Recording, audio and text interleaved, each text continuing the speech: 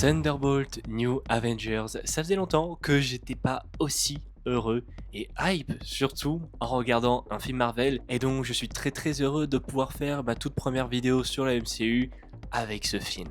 Bienvenue dans cette critique avis sur Thunderbolts New Avengers, le dernier film en date du MCU et surtout le dernier film de la phase 5. Dans Thunderbolt, on suit des anti-héros, des mercenaires engagés par Valentina au fil des séries et des films Marvel. Et ces anti-héros, après avoir accompli différentes missions pour Valentina, sont devenus des pièces à conviction contre elle. Donc elle a décidé de tous les réunir en prétextant une mission, en donnant chacun une cible pour qu'ils s'entretuent et finissent carbonisés avec toutes les autres preuves compromettantes pour Oxford et le projet Sentry. C'est donc comme ça que notre bande de anti-héros et Bob vont se rencontrer. Alors on va commencer avec une partie sans spoil, voilà, et ensuite on enchaînera avec une partie spoil pour ceux qui ont vu le film ou qui s'en foutent de se faire spoiler.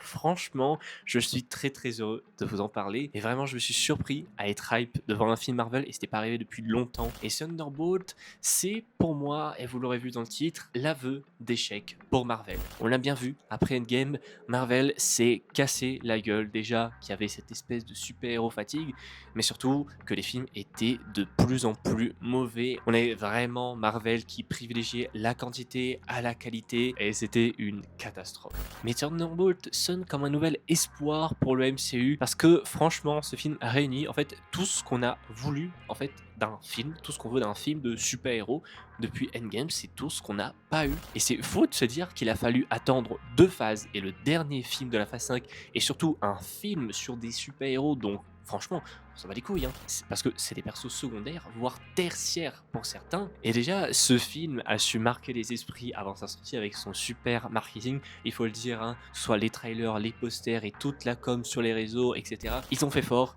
Et je me dis que finalement, en fait, la force de ce film, c'est peut-être que c'est un film sur des persos dont Marvel s'en bat les couilles, que le grand public ne s'en rappelle peut-être pas et même ne connaît peut-être pas, et ce qui a permis aux équipes du film de se lâcher et de faire un bon film. C'est faux quand même des conditions qu'il faut réunir pour faire un bon film chez Marvel, mais c'est ce que nous donne Thunderbolt. Donc j'ai parlé du marketing, mais maintenant venons-en directement au film. Déjà, la team des Thunderbolt, des New Avengers, franchement, elle fonctionne du tonnerre. Les acteurs sont bons, ils ont une très bonne alchimie entre eux. D'ailleurs, Bob et Yelena, je trouve vraiment que les deux acteurs fonctionnent hyper bien ensemble, donc j'espère qu'on verra plus de ces deux personnages ensemble dans la suite. Bon, Bucky, voilà, on le connaît, il fait le taf, c'est toujours un bon, il a fait que farmer de l'aura tout le long du film, mais c'est pour ça qu'on l'adore, c'est pour ça qu'on adore le Winter Soldier.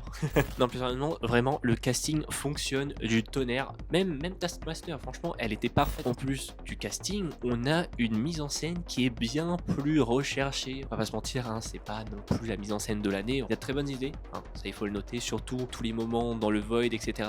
Là, il y a de très bonnes idées, c'est bon, ça fait le taf, et il faut le dire quand c'est bon, parce que Marvel, ça fait un moment que c'est plus bon, et Thunderbolt, c'est relever le niveau, mais ce film lance vraiment un nouvel espoir pour Marvel. On sent vraiment qu'il y a une volonté de faire de nouvelles choses, et ce qui fait plaisir, c'est vraiment que le film, déjà, il m'a assez surpris, je m'attendais pas à ce que le film soit construit comme ça, et ben ça fonctionne du tonnerre, puisque le film est fluide, et tu es accroché du début jusqu'à la fin. Même par moments, je trouve que le film va un peu rapidement, tu vois, il y a certaines facilités au niveau du scénario pour vraiment qu'on avance plus vite, surtout par exemple au niveau des relations des personnages ou comment ils s'en sortent de certaines situations, mais vu que le film est fluide, tu vois, ça ne gâche pas non plus ton visionnage. Et franchement, avec tous ces éléments combinés, en fait, le film, il arrive à être touchant. Pour un film de super-héros, c'est pas dans les moments d'action que le film brille le plus, mais dans ces moments d'émotion, ces moments d'échange entre les personnages, quand le groupe se crée, quand les personnages interagissent entre eux, quand les personnages font part de leurs émotions, c'est vraiment dans ces moments-là que le film brille. Et franchement, la narration fait qu'on s'attache vraiment à chacun de ces personnages. Donc ce film est touchant et tu crois à ce que tu regardes quand tu vois ces personnages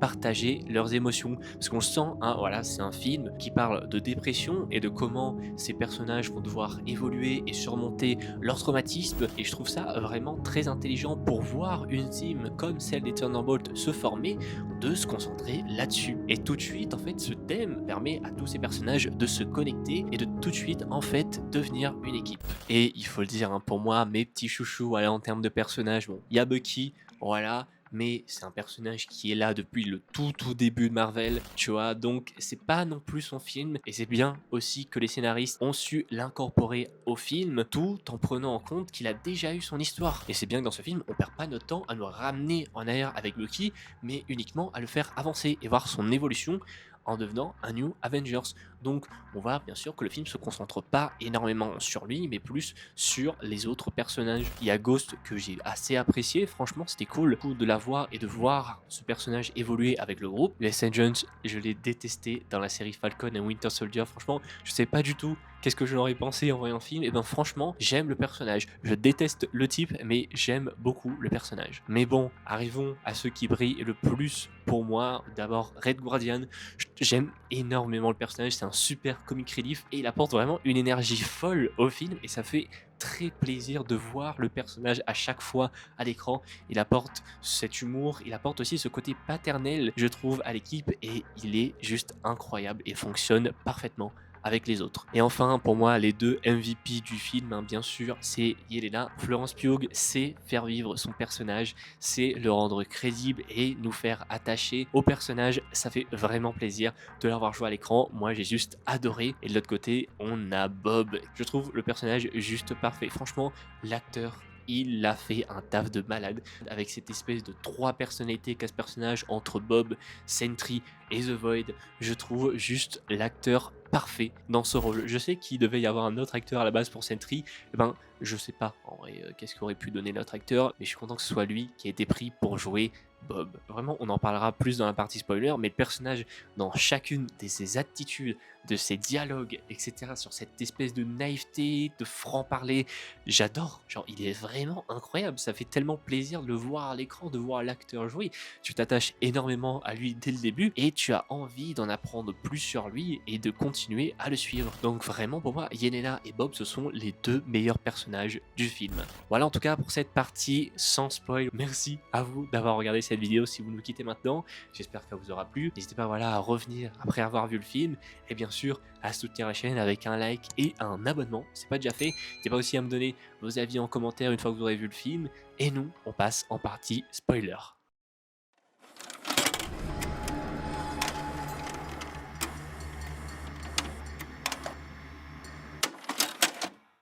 Donc du coup, Thunderbolt, alors l'histoire de notre belle bande de super-héros, franchement, j'ai adoré. J'ai adoré l'espèce d'introduction en mode survie, voilà, où tu as les personnages qui doivent du coup échapper du laboratoire pour pas se faire éliminer par Valentina. J'ai juste adoré l'introduction de Bob, pareil, qui sort de nulle part alors que eux ils sont en train de se disputer. Elle est incroyable. Bob fonctionne tellement comme personnage. Je suis tellement content qu'un personnage pareil intègre le MCU parce que franchement en un film, mais il m'a tellement convaincu. J'ai beaucoup aimé aussi ces petits moments où t'as le Void en fait sans faire exprès et qui renvoie nos personnages dans leurs pires souvenirs, leurs pires traumas. Yelena de ce côté-là a été super bien développée. On le voit plus tard dans le film, elle est enfermée en fait dans son trauma avec ces espèces de phosphorés en mur. Là j'ai adoré. Et pareil, US Agent, à un moment on a un retour sur sa vie d'avant avec sa femme et son enfant. On voit que c'est un énorme connard, un père incapable. Et t'as même ce moment où il sort du coup du Void et qu'il est à deux doigts de se suicider. La scène était vraiment cool. Enfin, je parle de la scène en elle-même, hein, pas du fait qu'il voulait se suicider. Mais donc vraiment, en fait, toute l'action, tout le film, comme elle a été construit, j'ai adoré. Et juste, par contre, cette scène où Yelena, elle saute de la deuxième plus haute tour du monde, hein, voilà, c'est pas rien. Ils en ont parlé dans le marketing. Bah, je trouve qu'on le sent pas vraiment. Et ensuite, franchement, j'ai adoré Sentry, toute son introduction, le côté où il infantilise le personnage de Bob, hein, Valentina, comment elle le traite comme un gosse. C'est dérangeant, mais ça marche du tonnerre. Et surtout, en fait, t'as cette impression de regarder en fait Homelander. Vraiment, on retrouve ce super-héros ultra puissant, infantilisé par une directrice du corpo, ou là, la directrice de la CIA, qui veut l'utiliser. Et je trouve ça génial. Tout le côté aussi où en fait vraiment c'est un super-héros genre marketé. Genre, c'est vraiment un produit marketing et je trouve que ça fonctionne. Que ce soit au début, on a un peu justement des indices sur les différents prototypes de coupe de cheveux, de costumes, et ensuite, quand ils entrent dans son espèce de chambre là avec tous les agents qui préparent des costumes, teinture de cheveux, etc., ça marche de fou. Et franchement, j'étais très mal à l'aise pendant ces scènes-là. Que ce soit la scène où elle est avec lui dans sa chambre ou la scène où il révèle son costume. C'est dérangeant, t'as vraiment pas envie d'être là et ça marche de fou et c'est génial. Ensuite, t'as aussi son affrontement contre les Thunderbolts où vraiment là, on a un peu un échantillon de son potentiel vraiment. Et t'as le perso du coup qui découvre comment fonctionne son pouvoir et ça c'est pareil, c'est terrifiant. T'es là, il est juste en train d'explorer son pouvoir pour la première fois et eux ils peuvent rien faire contre lui. Franchement, le personnage en impose, que ce soit au niveau du pouvoir ou même niveau charisme, même si tu vois qu'il y avait un côté un peu où il était mal à l'aise dans son costume. Tu vois que ses cheveux ça lui va pas du tout, tu vois, et c'est clairement fait exprès pour créer un malaise, pour bien montrer que à ce moment là en fait Bob n'a fait aucun choix. Sentry, c'est pas son choix, tu vois, c'est on l'impose des choses au moment où il explose et qu'il laisse place au Void une fois que Valentina a essayé de le tuer, c'est magistral. Et The Void est terrifiant, voilà, au moment où il intervient, avec ce côté où il est genre complètement noir, c'est fou, genre ça rend tellement bien, et tout ce côté aussi avec les ombres, où il supprime les gens et à leurs ombres qui restent derrière eux comme une dernière trace d'eux. Les scènes aussi dans le Void où Yelena, elle passe de trauma en trauma jusqu'à retrouver Bob, pareil, c'est beau et c'est bien recherché. Il tente des choses et ça fait plaisir. Déjà qu'il prend pas son public pour des cons et qui cherche à tenter des choses dans ses films. C'est vraiment un film qui se démarque du reste et ça fait plaisir. T'as aussi cette scène entre Yelena et le Red Guardian où Yelena du coup elle craque complètement, elle est là, elle exprime sa solitude et du fait qu'elle aurait eu besoin de son père après la mort de Natasha. C'est très très touchant. Je pense que c'est vraiment une des scènes les plus touchantes du film, avec la scène où t'as Bob aussi qui est en train de frapper le Void et t'as les autres qui viennent pour le retenir parce que c'est ce que voulait le Void, hein, qui libère sa colère et sa rage, et eux ils sont là pour lui montrer qu'ils sont pas seuls. Ça fait très pouvoir de l'amitié, on va pas se mentir, hein, mais moi je trouve que ça marche. Moi ça m'a pas dérangé parce que dans la façon dont ça a été construit, ça marche, tu vois. Et ensuite, bien sûr, le haut du panier de ce film, hein, c'est la suite avec le time skip de 14 mois où on découvre les nouveaux Avengers.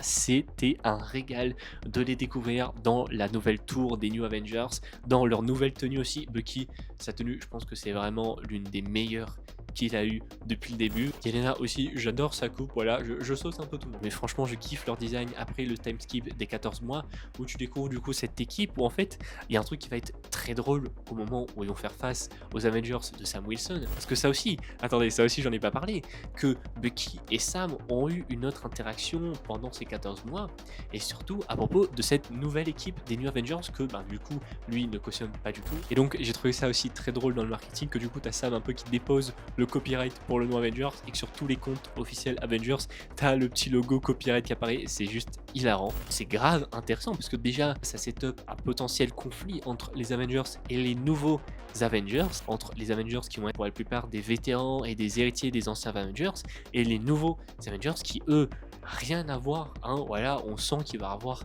un décalage énorme entre les deux équipes, entre les Avengers expérimentés et les New Avengers qui découvrent en fait cette nouvelle menace et qui vont découvrir les menaces à venir. Quand Yelena dit qu'il y a quelque chose qui arrive dans l'espace et que tu as USA John qui est là, qui pense qu'elle part de l'espace de l'immeuble, ça montre qu'il va y avoir un décalage énorme entre cette équipe et les Avengers et j'ai très très hâte de voir ça. Et surtout, on voit que Bucky va prendre un peu ce rôle de leader parce que lui-même c'est un vétéran, hein, il a combattu aux côtés des Avengers et il a beaucoup plus d'expérience que les autres, donc ça va être intéressant de le voir dans ce rôle de leader.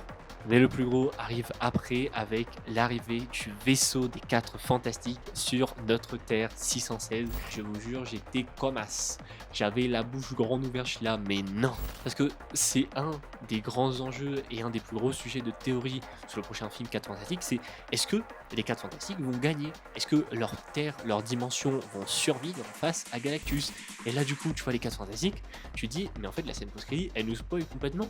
Mais en même temps, il peut y avoir plusieurs plusieurs options. Soit leur terre s'est faite détruire, soit ils ont appris quelque chose et ils ont décidé de venir d'eux-mêmes sur la Terre 616 pour avertir les autres super-héros des autres dimensions. Ou soit c'est pas les 4 fantastiques dans le vaisseau. J'ai vu quelqu'un en parler avec cette théorie que ce serait Doctor Doom dans le vaisseau et pas les 4 fantastiques. Hâte de voir les interactions qu'il va avoir avec les nouveaux Avengers. Et si c'est les 4 fantastiques, j'ai hâte de voir si les New Avengers ils vont être plutôt genre agressifs envers eux, ou si il va y avoir une espèce de coopération entre les deux. Franchement, mon cerveau à ce moment-là, il était en ébullition et j'ai retrouvé cette hype pour Marvel que j'avais tellement perdu. Franchement, je suis heureux, j'attends avec impatience le film 4 Fantastiques. On en parlera hein, en vidéo, bien sûr. J'ai très hâte, je suis très hype. Je pense que je vais bouffer des vidéos théories jusqu'à que ça sorte et on en parlera une fois que le film sera sorti. On arrive à la fin. Franchement, j'espère que la vidéo va vous plaire parce que moi, en tout cas, ça me fait hyper plaisir d'amener le MCU sur ma chaîne, de parler du MCU sur ma chaîne. Franchement, ça faisait tellement longtemps que j'étais pas hype et j'espère en tout cas que la suite va être à la hauteur de nos attentes. En tout cas, moi, je suis très hype. Merci à vous d'avoir regardé cette vidéo jusqu'au bout.